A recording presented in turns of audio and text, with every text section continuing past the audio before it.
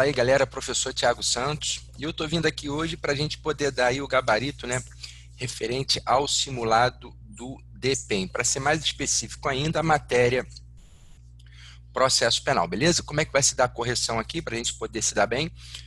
Eu coloco a questão na tela, comento para você o gabarito, se está certo, se está errado e qual o fundamento para aquela questão, beleza? Vamos para a primeira questão aí.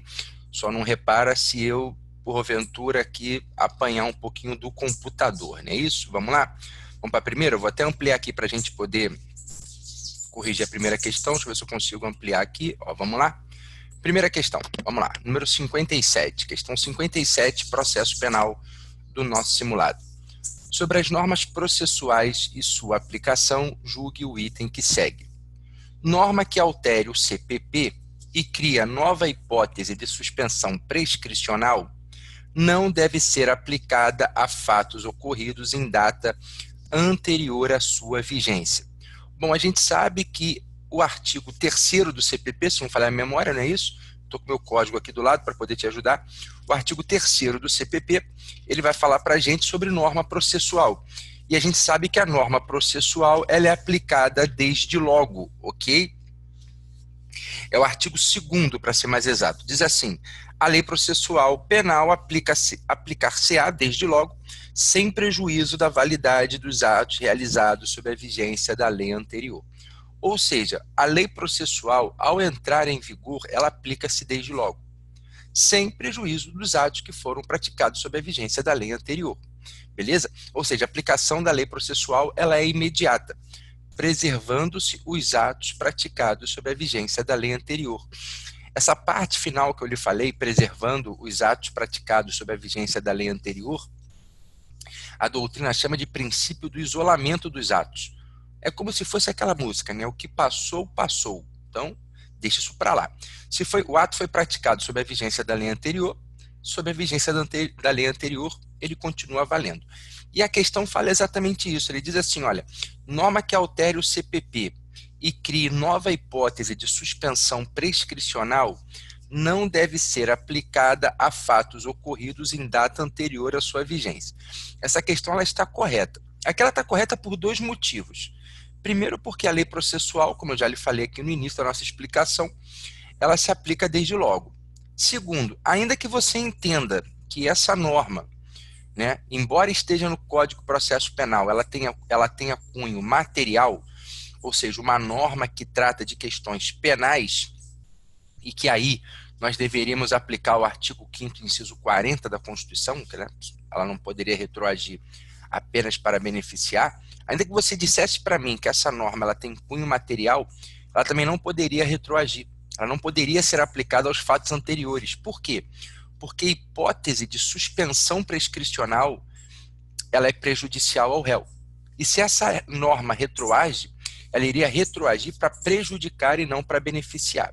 Então aqui eu tenho dois fundamentos para essa questão estar correta. Primeiro, que norma processual se aplica desde logo, mantendo-se íntegro o que foi praticado sob a norma da norma anterior, né, princípio do isolamento dos atos. Ainda que você diga para mim que essa norma tem cunho material, e realmente prescrição é um assunto de cunho material, ela também não pode retroagir, ela não pode ser aplicada aos fatos anteriores, porque a Constituição Federal veda a retroatividade que prejudique o réu, e essa retroatividade aqui, ela é maléfica, ok?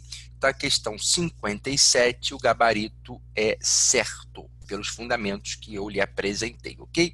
Deixa eu ver se eu consigo passar aqui a próxima lei, questão 58, vamos lá? Eu vou ficar aqui no cantinho da tela, que aí fica mais fácil para a gente resolver. Vamos lá, 58.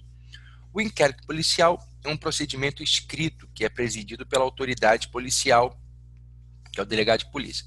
É composto de provas de autoria e materialidade de crime. Comumente, são produzidas pela autoridade policial sobre o inquérito policial. Julgue o item a seguir. Eu comi uma vírgula aqui, por isso foi direto. Ó, vamos lá. O valor probatório do inquérito, como regra, é considerado relativo. Entretanto, nada obsta que o juiz absolva o réu por decisão fundamentada exclusivamente em elementos informativos colhidos na investigação. Bom, já vou logo te dizer que o gabarito aqui é certo, tá? Essa questão está correta. O que poderia trazer no aluno uma certa estranheza é ele falar em provas produzidas no inquérito, né? Porque realmente o inquérito, para a doutrina mais moderna, não produz prova, produz elementos informativos. Só que aqui o examinador ele utilizou a expressão prova de forma atécnica. De qualquer forma, o fundamento central da questão reside no artigo 155 do CPP. Eu estou com o meu CPP aqui do lado. Eu vou abrir aqui o 155 para você poder visualizar. O 155 diz assim: o juiz formará sua convicção pela livre apreciação da prova produzida em contraditório judicial, não podendo fundamentar sua decisão exclusivamente nos elementos informativos colhidos na investigação, ressalvadas as provas cautelares, não repetíveis e antecipadas. O que esse 155 tem a ver com a questão? O juiz ele não pode condenar exclusivamente, via de regra, com aqueles elementos que foram produzidos no inquérito. Contudo, a lei não veda que ele absolva. Aliás, essa interpretação, ou seja, permitir a absolvição do acusado exclusivamente com os elementos que foram produzidos no inquérito, é uma interpretação benéfica para o réu. Por isso que a questão ela passa a estar correta, né? Se você pegar aqui o centro da questão, diz o seguinte: olha, o valor probatório do inquérito, como regra, é relativo. Não é absoluto. Entretanto, nada obsta que o juiz absolva o réu por decisão fundamentada exclusivamente nos elementos informativos. Isso aqui está muito certo. Essa questão, uma vez, inclusive, caiu também numa prova da PF, né? Não exatamente essa questão, mas a história, né, o enredo era basicamente o mesmo. Se poderia ou não absolver exclusivamente com base no que está no inquérito. Absolver pode.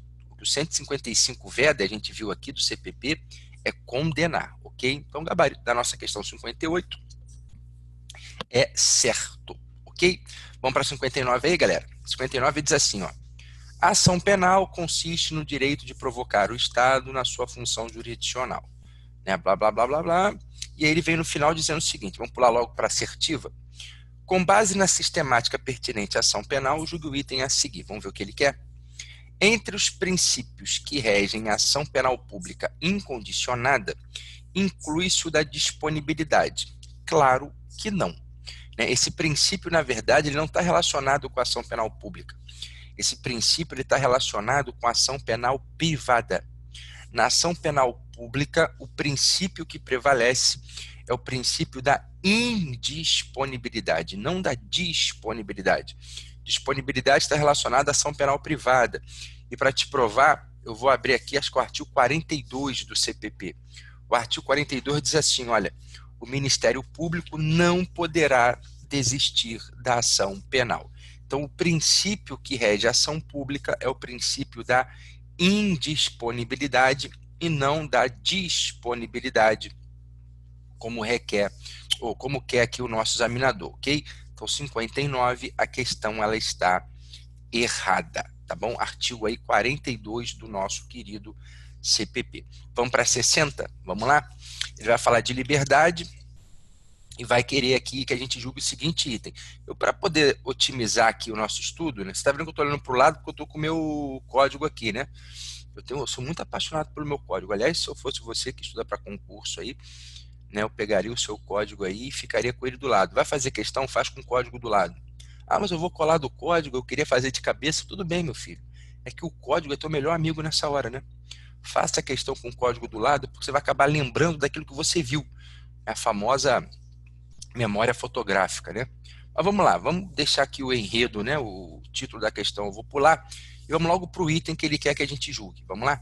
Em regra, não se concede o direito de recorrer em liberdade ao réu que tiver permanecido preso durante toda a instrução do processo, pois a manutenção do réu na prisão constitui um dos efeitos da respectiva condenação. Isso é uma grande mentira, nessa questão está errada.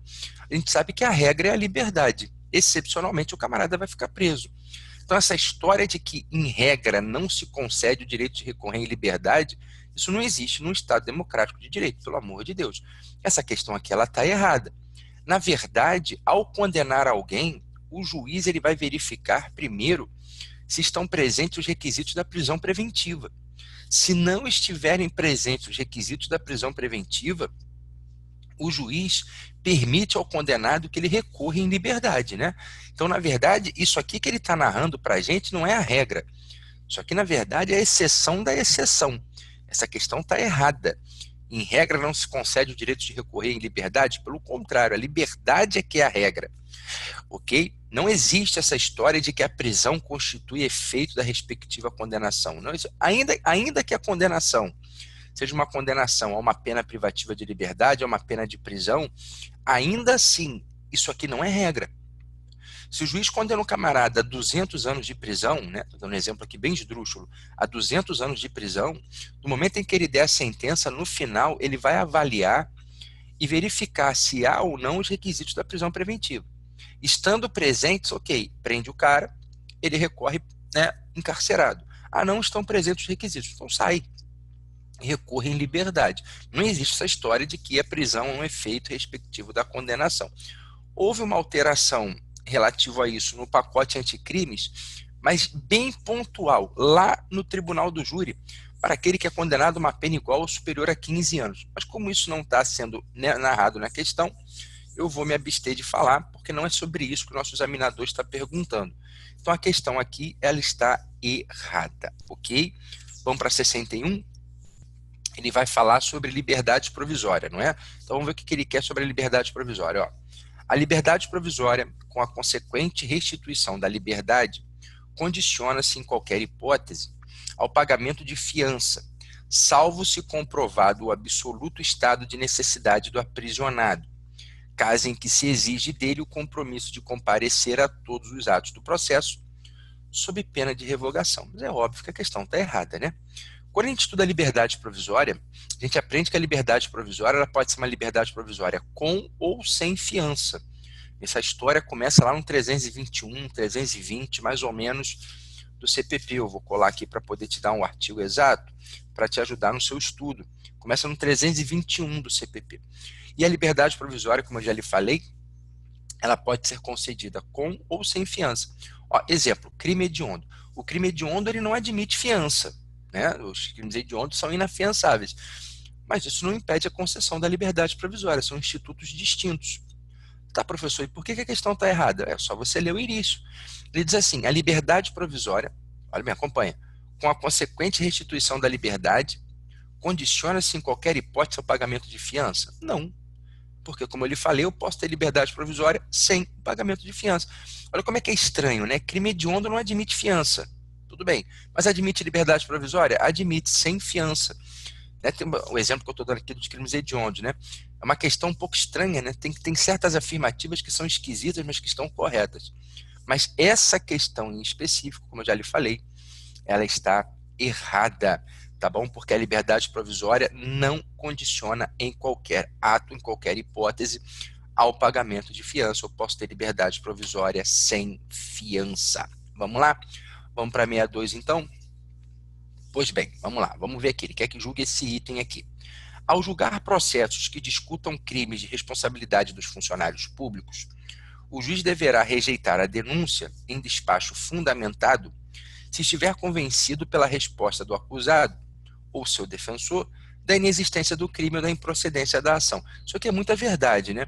O procedimento relativo aos crimes praticados pelos funcionários públicos, se não falhar minha memória, começa no 513 do CPP. Eu vou pegar aqui o CPP para, mais uma vez, te dar a cola aqui. Correta, 513. E é um título pequeno, porque vai do 513 ao 518. E aqui tem um detalhe, né, o gabarito ele está certo, já te falei, mas eu quero te dar um detalhe que é bem interessante. O 518, isso aí, o 518, que é o último artigo referente ao capítulo que trata do procedimento dos crimes funcionais, ele determina que seja aplicado o procedimento ordinário. Então, aos crimes praticados por funcionário público, no procedimento relativo a esses crimes, nós vamos aplicar o procedimento ordinário. É isso que o 518 está determinando que seja feito. Mas aqui tem uma peculiaridade. No procedimento ordinário, quando é oferecida a peça acusatória, o juiz ele cita o réu para o réu oferecer a resposta à acusação. Isso é o procedimento ordinário, comum, a regra. Só que nos crimes funcionais, eu vou fazer uma leve adaptação a isso. No momento em que a peça acusatória ela é apresentada, e quando eu falo peça acusatória, eu me refiro à denúncia ou case, ok? Quando a peça acusatória ela é apresentada nos crimes funcionais, o CPP exige que o acusado ele seja primeiro citado para oferecer uma resposta preliminar. Após essa resposta preliminar, o juiz decide se recebe ou se rejeita a peça acusatória. Recebendo a peça acusatória, aí sim o cita novamente, no caso intima novamente, só que agora para oferecer resposta à acusação. De resto é tudo igual no procedimento ordinário, né? Nesse iniciozinho que tem essa resposta preliminar.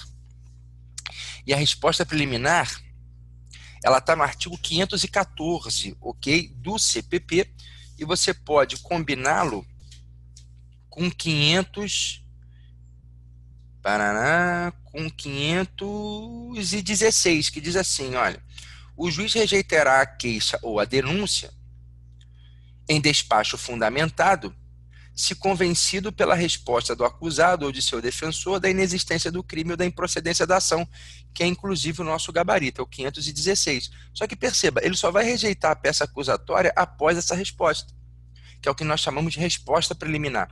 Então, no procedimento referente aos crimes praticados por funcionário público, que vai do artigo 312 ao 326 do CP, né, esses são os crimes funcionais, há uma resposta preliminar antes da resposta à acusação.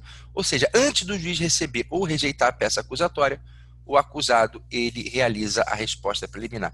É uma diferença, né, que há aí em relação ao procedimento ordinário, que é interessante, ok? Então, 62 ela está correta. Vamos para 63 aí, nossa última questão. Bom, vamos lá. Habeas corpus é um direito próprio do cidadão de ser detido para... Eu só vou diminuir aqui porque eu não estou conseguindo ler tudo. Deixa eu passar aqui o meu... Opa, agora sim. Então, agora vamos lá. 63. Agora vamos lá. O habeas corpus é um direito próprio do cidadão ao ser detido para comparecer de forma imediata e pública frente a um tribunal ou um juiz. O juiz, ao ouvir o detido, pode determinar se a detenção é ou não legal. Isso aqui é uma questão histórica do habeas corpus, né? Mas vamos ver o que ele quer. Mas julgo o item a seguir. Vamos lá, vamos o que ele interessa aqui, ó. Consoante atual entendimento dos tribunais superiores, vou me passar para o lado de cá de novo, atenção. Vamos lá para o cantinho de cá de novo. Passei para lá para eu poder ler a questão, né? Consoante atual entendimento dos tribunais superiores, a ação constitucional de habeas corpus em substituição ao recurso ordinário deverá ser ofertada no mesmo prazo deste. Mas está muito errado essa questão, né? Na verdade, o entendimento dos tribunais não é esse. O habeas corpus ele não pode ser substitutivo recursal. Como assim substitutivo recursal? O STF e o STJ eles possuem um entendimento que é o seguinte: caso haja um recurso específico para determinada decisão, não é possível se utilizar do habeas corpus para substituir esse recurso. Na questão em específico, ele está falando do recurso ordinário, né? Então, não pode o habeas corpus substituir o recurso ordinário. Eu não posso ter habeas corpus como substitutivo recursal. Não dá. Por isso que a 63 ela está errada. Ok? Um forte abraço aí, galera, e até o nosso próximo encontro. Tamo junto, hein? Vou ampliar aqui a nossa tela. Ó, ampliei. Um beijinho para você. Forte abraço. Espero ter ajudado. E até o nosso próximo encontro. Valeu? Fui.